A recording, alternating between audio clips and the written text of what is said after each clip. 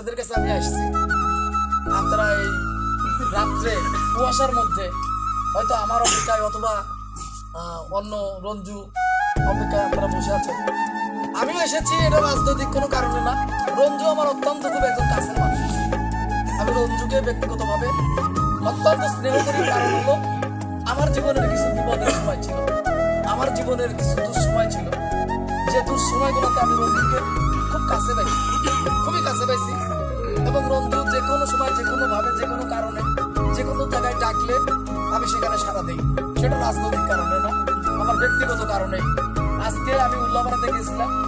উল্লাপাড়াতে যখন আমি যাই, ওখানে আমাদের দলের স্থায়ী কমিটির সদস্য নজরুল ইসলাম খান আসছেন।